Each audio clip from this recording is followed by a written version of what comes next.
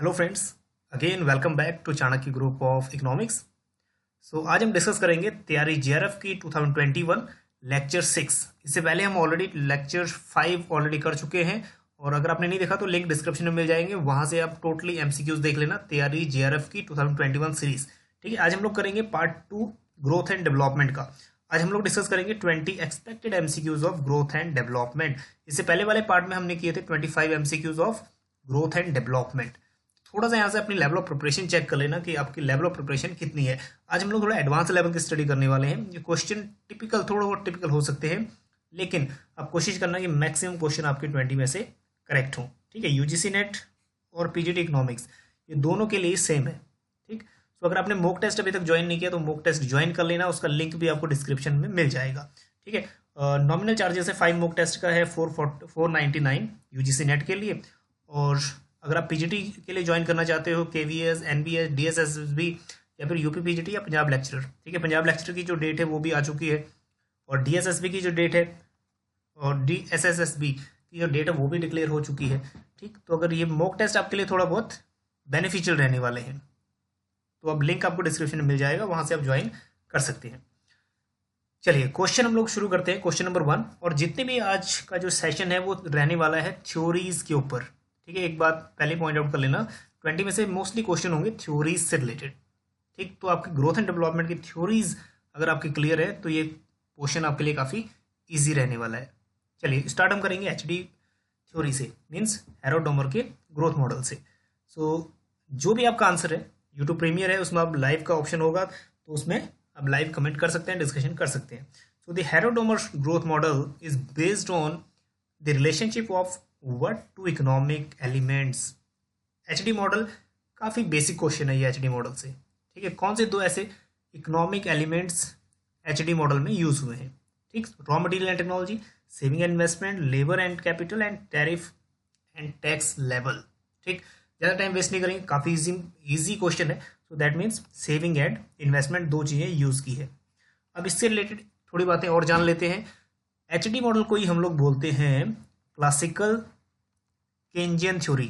ठीक है, classical Keynesian theory भी इसको हम बोलते हैं। क्यों? क्योंकि क्लासिकल और केंजियन दोनों की थ्योरी से ही बना एचडी मॉडल। जो क्लासिकल कहते थे, क्लासिकल क्या बोलते थे? जो इन्वेस्टमेंट है, इन्वेस्टमेंट प्रोडक्टिविटी को बढ़ाएगा, बल्कि केंज मानते थे जो इन्वेस्टमेंट है उससे इनकम बढ़ सकती है।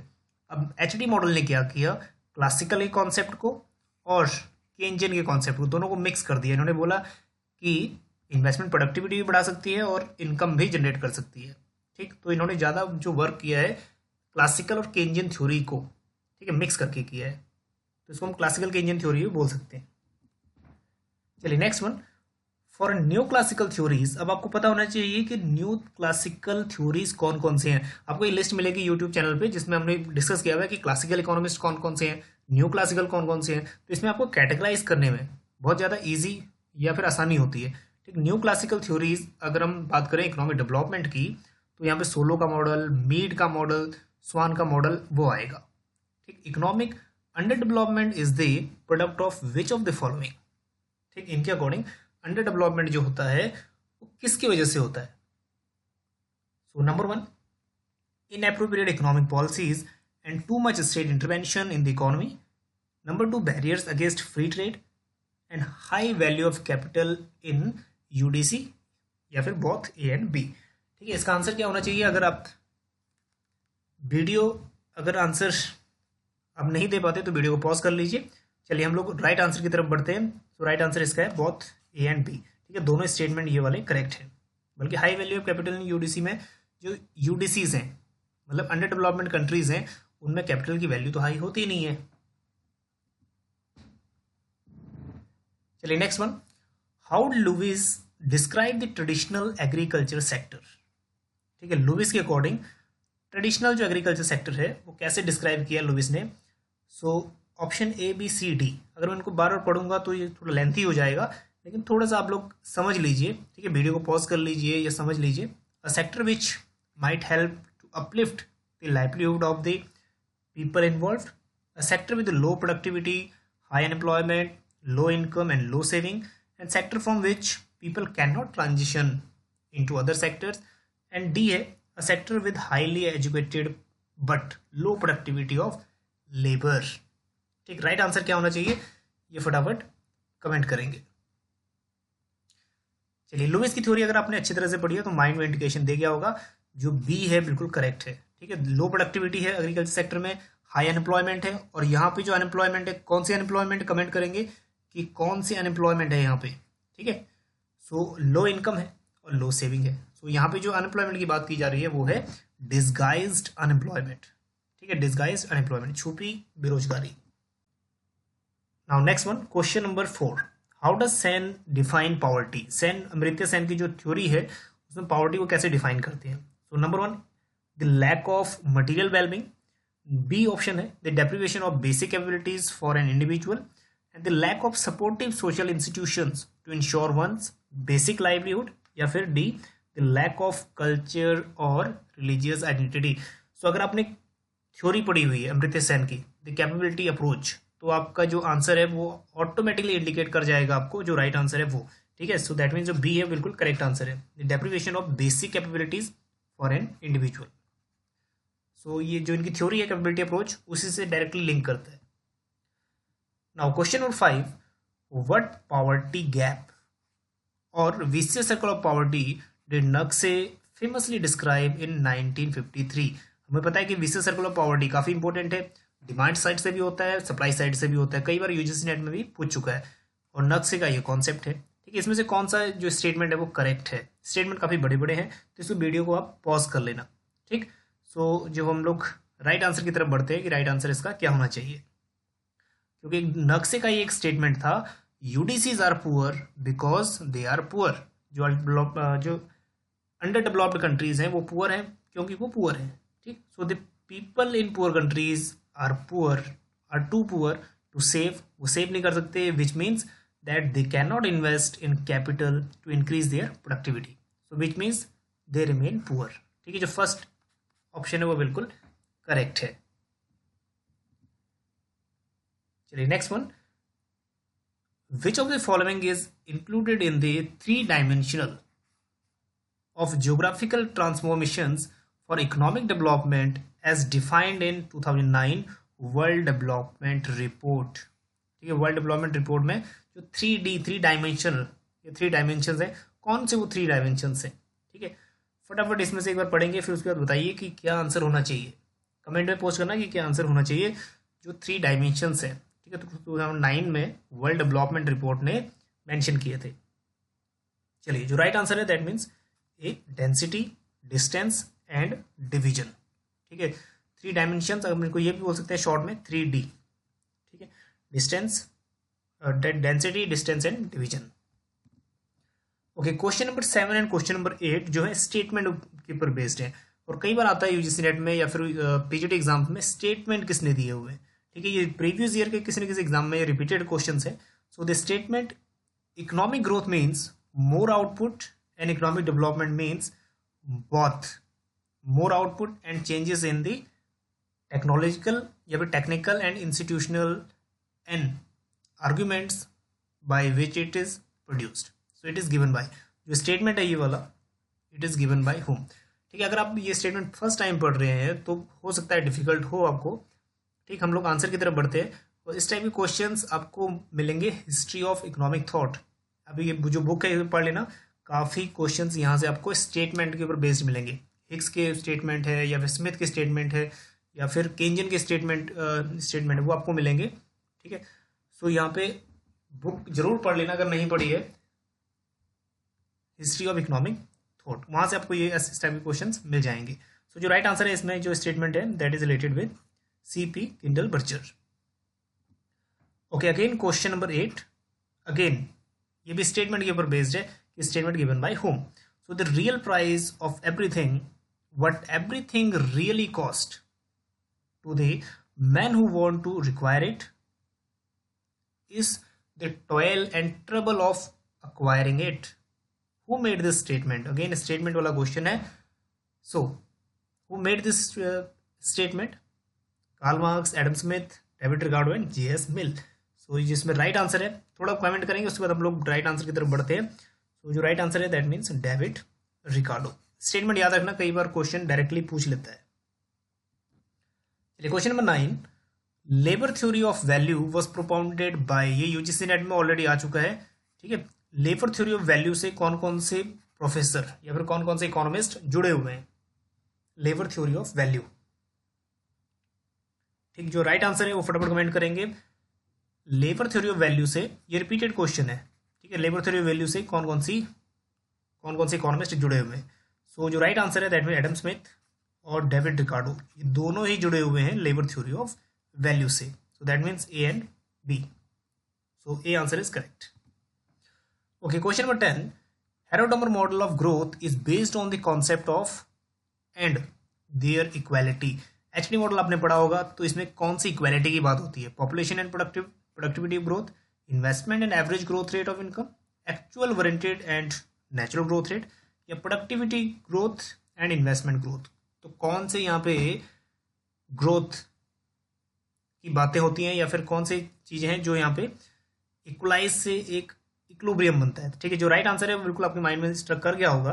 यहाँ पे 3 चीजें, actual growth rate, warranted growth rate और नेचुरल ग्रोथ रेट डिस्कस किया था एचडी मॉडल में, ठीक है। अब जहाँ पे ये तीनों एक दूसरे के बराबर होते हैं, actual growth rate, warranted growth rate और नेचुरल ग्रोथ रेट, वहाँ पे कौन सा इक्विलिब्रियम बनता है, ये फटाफट कमेंट करेंगे। रेजर एज इक्विलिब्रियम बनता है या नाइफ एज इक्विलिब्रियम बनता है, ठीक है, ये फटाफट कमेंट करेंगे। उसके बाद हम लोग मूव करेंगे आगे। तो जहाँ पे तीनों कंडीशन एक दूसरे के बराबर होती हैं, तो वो कंडीशन कौन सी कहलाती है? नाइफ एज इक्विलिब्रियम, ठीक। तो ये वाला क्वेश्चंस एक बार देख लेना, काफी इंपॉर्टेंट है एचडी मॉडल। चलिए next one, question number 11th, it is related with sustainable development. So with reference to sustainable development, which among the following observation is or correct, ठीक है। सस्टेनेबल डेवलपमेंट गोल्स SDG आपने पढ़ लिए होंगे, 17 goals हैं और यहाँ से क्वेश्चंस कई बार आ जाता है, ठीक है। तो इसमें ये तो जनरल क्वेश्चन हमने मेंशन किया हुआ है। So number 1, the sustainable development result in high level of GDP in the present time. Number 2nd statement, sustainable development seeks to meet the need of the present without compromising the ability of future. 3rd statement, sustainable development takes into account environmental degradation. तो तीनों statement में से कौन कौन से statement सही हैं वो आपको बताना है, ठीक। चलिए तो सबसे पहले आप स्टेटमेंट 1 देखें। स्टेटमेंट 1 ये क्या करता है? जीडीपी ग्रोथ ऐसा नहीं करता कि जीडीपी ग्रोथ प्रेजेंट टाइम की बढ़ाता है।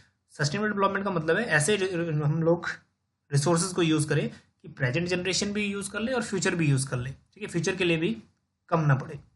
सो ये वाला जो स्टेटमेंट है प्रेजेंट टाइम ओनली वाला, ये बिल्कुल गलत स्टेटमेंट है, ठीक है। हाई लेवल ऑफ जीडीपी बढ़ाना ये काम नहीं है सस्टेनेबल डेवलपमेंट का, ठीक है। जीडीपी बढ़ती रहे लेकिन हाँ इकोनॉमी जो है सस्टेन, जो एनवायरनमेंट है वो भी सस्टेन रहे, ठीक। बाकी जो 2 स्टेटमेंट है बिल्कुल सही है। So that is 2 and 3, C is correct. Okay, again question number 12, match the following. Different 5-year plan दिए हुए हैं, 3rd 5-year plan, 4th, 5th and 6th, ठीक है। इनके आगे आपने मैच करना है कि कौन से 5-year के प्लान में कौन कौन से वर्क हुए थे या फिर कौन से स्लोगन थे, ठीक।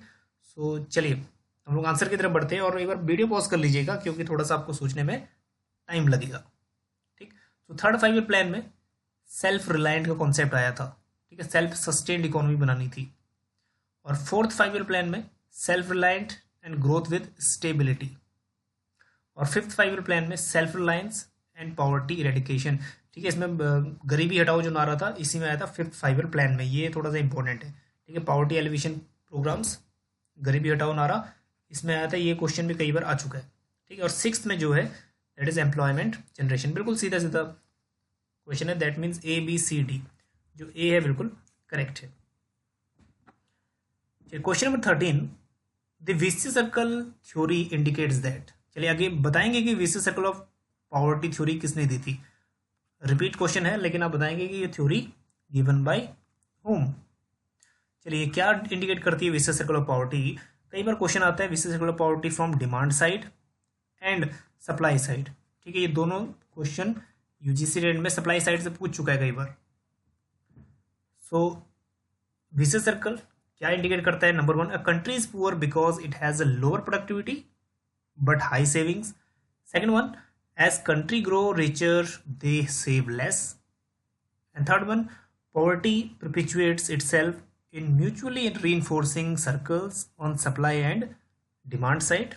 And market size is large in LDCs. ठीक है, लेस डेवलप्ड कंट्रीज में मार्केट साइज बड़ा होता है. कौन सा स्टेटमेंट सही है? जो सही स्टेटमेंट है ना, आपके माइंड में बिल्कुल इंडिकेट कर दिया होगा, दैट मीन सी. ठीक है, तो जो पॉवर्टी है इसमें वो डिमांड साइड से भी है और सप्लाई साइड से भी है. एक बार ये देख लेना कि सप्लाई साइड से विसी सर्कल कैसा है और डिमांड साइड से कैसा है, क्योंकि ये क्वेश्चन आ चुके हैं. ठीक, तो सप्लाई साइड से हम बात करते हैं. Low income process low income से स्टार्ट होता है. तो लो इनकम, लो सेविंग.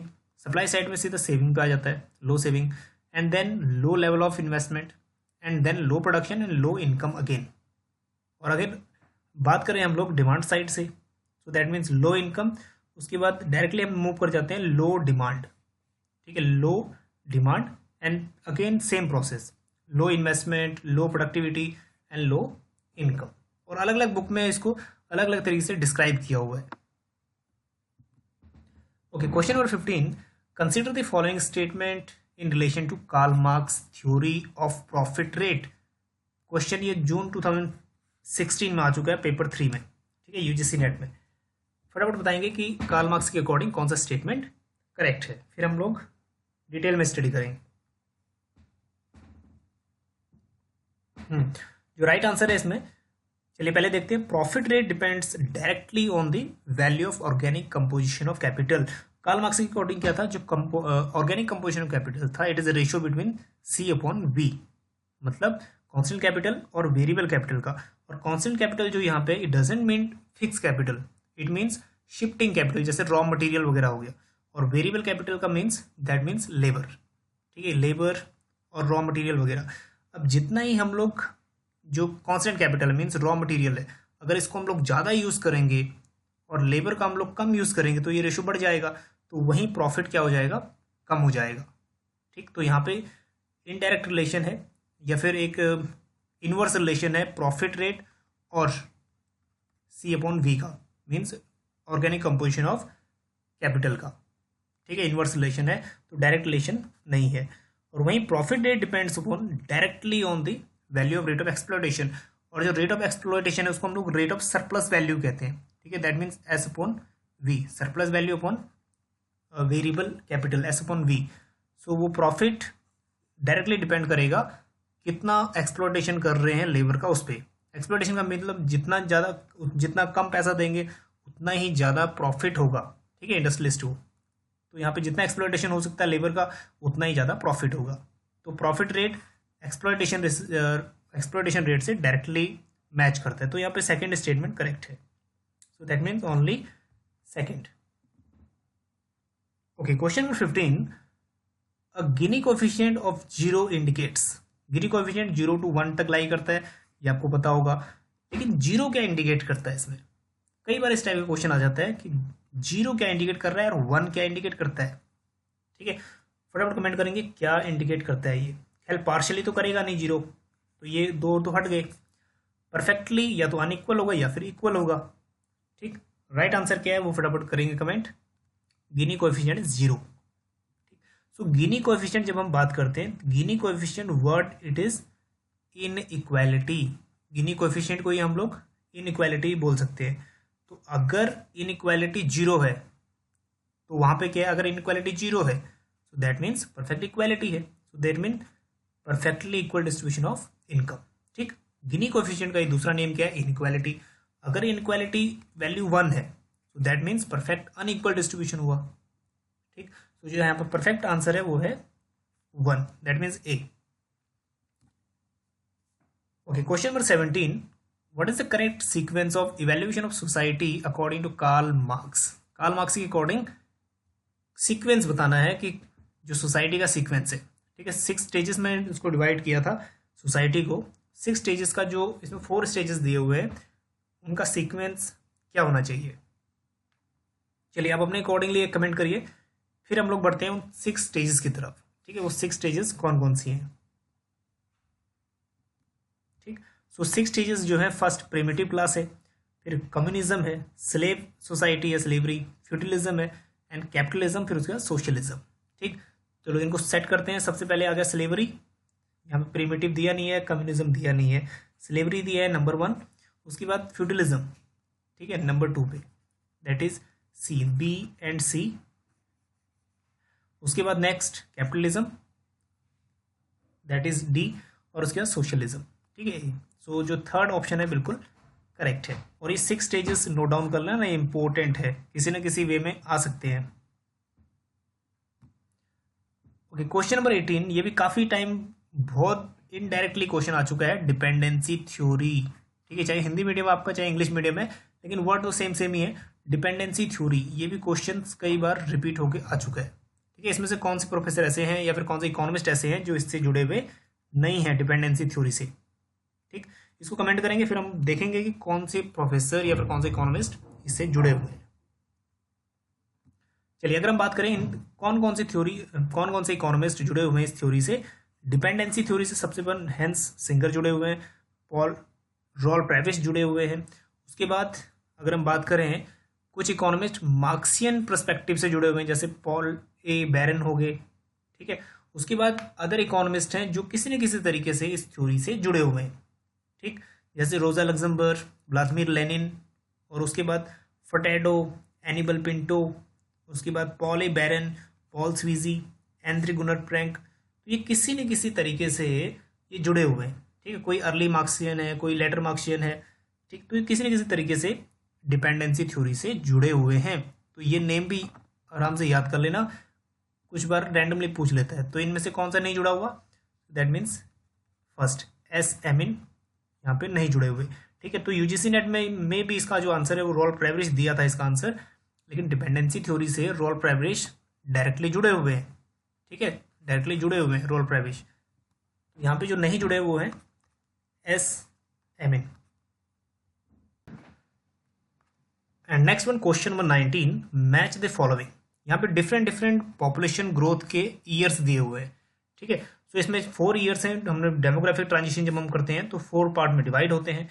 तो ये टाइम पीरियड नंबर 1 1891 टू 1921, इस पीरियड में जो पॉपुलेशन ग्रोथ थी वो कैसी थी, ठीक है। उसके बाद 1921 टू 51, 51 टू 81 एंड 81 टू 2011। फटाफट इसको फाइंड आउट करेंगे कि इसका जो राइट आंसर है वो क्या होना चाहिए। और ये वाला क्वेश्चन थोड़ा सा मार्क स्टार लगा लेना, वो थोड़ा सा इंपॉर्टेंट बन जाता है, क्योंकि ये यहाँ से स्टेजेस पॉपुलेशन के काफ़ी टाइम रिपीट हो चुके हैं, ठीक है। जो फर्स्ट स्टेज है पॉपुलेशन का 1891 टू 1921, उसमें जो पॉपुलेशन पीरियड दिया, जो पॉपुलेशन ग्रोथ थी, that is period of stagnant population, so that means C. उसके बाद 1921 टू 51 जो ये वाला पेज था, इसमें स्टीडी ग्रोथ हो रहा था, ठीक है, पहले स्टेगनेंट फिर थोड़ा steady growth, so that means B.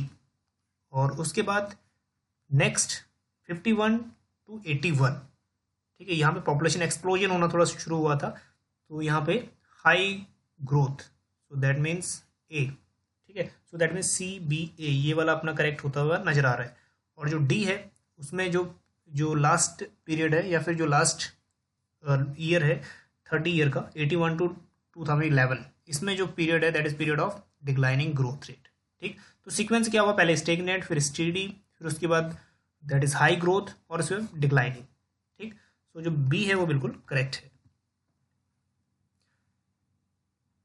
Now next question number 20, the parameters of PQLI is are. सबसे पहले क्वेश्चन यही आता है, PQLI कॉन्सेप्ट गिवन बाय होम, ठीक है। जो ये कॉन्सेप्ट था physical quality of life index, ये कॉन्सेप्ट किसने दिया था, ठीक है। ये पहले कमेंट करेंगे क्योंकि काफी बार क्वेश्चन ये आ चुका है, question that is PQLI concept किसने दिया था। अब पैरामीटर इसमें इंडिकेटर कौन कौन से हैं, life expectancy index, standard of living index, या इन्फेंट मोर्टेलिटी रेट, या ANC। तो इसमें जो PQLI के तीनों इंडिकेटर हैं, ठीक है, तीनों इंडिकेटर है, उसमें से 2 इंडिकेटर यहाँ पे दिए हुए हैं, लाइफ एक्सपेक्टेंसी और इन्फेंट मोर्टेलिटी। कौन सा नहीं दिया हुआ ये फटाफट बताएंगे, ठीक है। जो डी आंसर यहाँ करेक्ट है, लेकिन कौन सा नहीं दिया हुआ, लाइफ एक्सपेक्टेंसी है, उसके बाद दैट इज इन्फेंट मोर्टेलिटी है, ठीक, और थर्ड वन आ गया लिटरेसी रेट, ठीक है, लिटरेसी रेट। ये तीनों इंडिकेटर है PQLI के। चलिए, टोटल कुल मिला के ये क्वेश्चंस थे आज के ग्रोथ एंड डेवलपमेंट के। नेक्स्ट में हम लोग करेंगे तैयारी JRF की 2021 लेक्चर 7। अब इसमें हम लोग डिस्कस करेंगे 25 expected MCQs of public finance, ठीक। और पेपर की जो प्रिपरेशन है वो अपनी तैयारी रखिए, कभी भी पेपर हो सकता है कि जो एग्ज़ाम है जुलाई लास्ट या फिर अगस्त फर्स्ट वीक में हो सकते हैं। ठीक है, जैसे ट्रेंड्स देखने को मिल रहे हैं अभी। चलिए मिलते हैं आपको नेक्स्ट लेक्चर में, तैयारी जेआरएफ की लेक्चर 7 में। बने रहिए चाणक्य ग्रुप ऑफ इकोनॉमिक्स के साथ। Thank you.